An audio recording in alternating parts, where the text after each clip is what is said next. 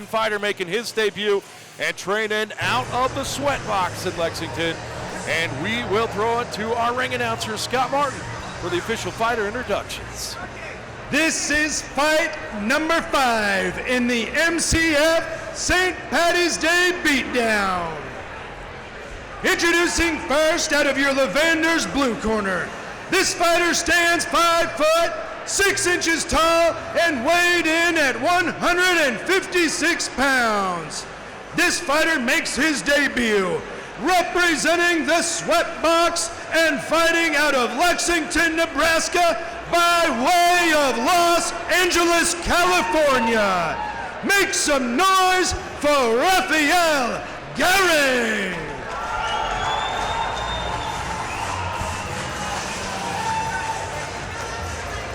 Introducing now his opponent across the cage in the white-tail red corner. This fighter stands 5 foot 7 inches tall and weighed in at 164 pounds. This fighter holds a record of 1 wins, no losses, representing Warrior Built MMA and fighting out of Pueblo, Colorado. Make some noise for Nico the Kid Cornejo. This fight is powered by Nebraska Land National Bank and is scheduled for 3 3-minute rounds. It will be overseen by referee Rob Lewers. All right, there we go. Official fighter introductions underway, and we are ready to go. Our 5th bout of the evening on the amateur card. Nico Cornejo in the blue trunks out of Pueblo. Rafael Garay in the black, and here we go. They meet in the middle. We're underway, Kelly Wiseman. Right away, Rafael trying to work the jab. I don't like the way he leaves his hand low, man. We've already seen that tonight. And there we go. We see Cornejo with a nice takedown. Right, yeah, Cornejo the takedown. He didn't like those jabs landing to his face from Garay. Rafael was trying to set up, he was trying to work that guillotine choke, but it was never in there. He never had any wrist control. But Cornejo settling into the full guard of Rafael Garay, landing some strikes from the top position. Yeah, he's trying to pass guard and get in the half guard, which he is in now.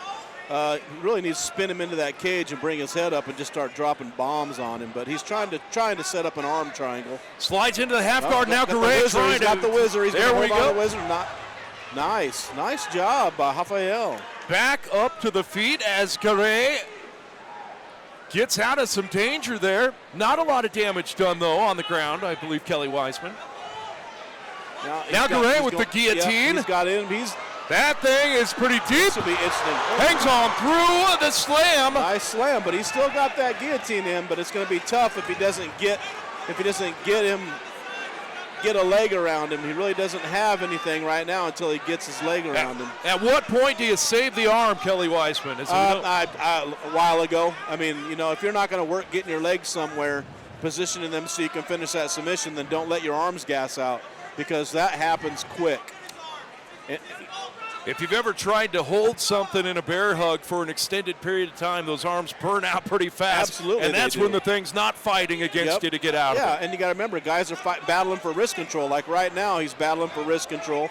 He's got a pretty dominant position. He needs to just kind of relax and pound him out here. And there we go, Cornejo now taking the back of Garay right in front of our position here. Now, but you need to flatten him out and just start peppering him, Nice shots landed here on the ground.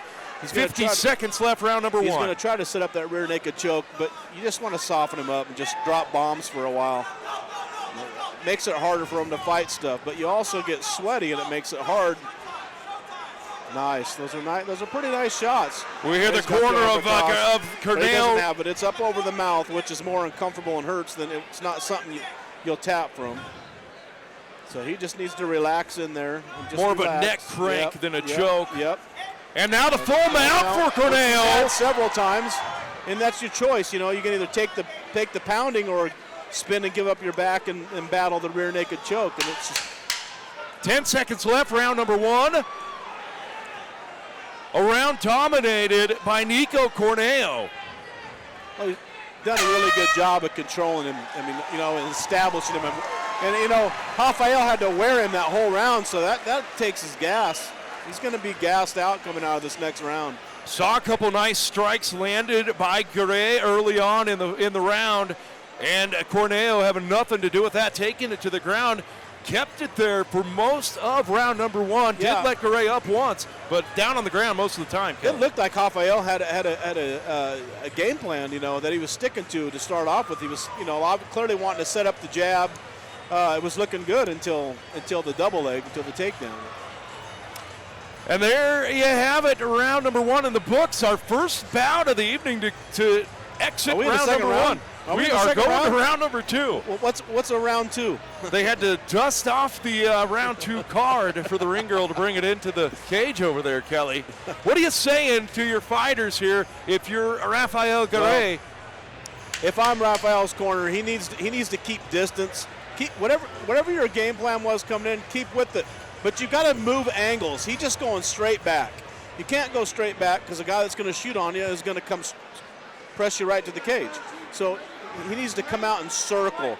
Work that jab, but circle. He can't go in and out. And that's what's he's doing it again. He's going straight back to the cage. And that's just going to benefit. It's going to benefit Nico. Nico's just going to push you against the cage and do what you were doing before. Round number two underway. Nico Cornejo in the blue trunks. Rafael Garay in the black trunks. And now he's got to, earlier in this round, to what he had last round. So now he knows what he had working. And he's got more time to finish it this time.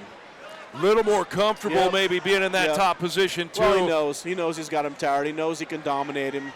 And so this time he's just going to soften him up some more, start blasting him some more, and he will go for that rear naked finish this time. Slides into that full mount, then now takes the back of Rafael Garay. And punches being rained down. Referee taking a close look at it, Kelly. Usually at the amateur levels, they'll stop it pretty quick. And he will indeed. Yep.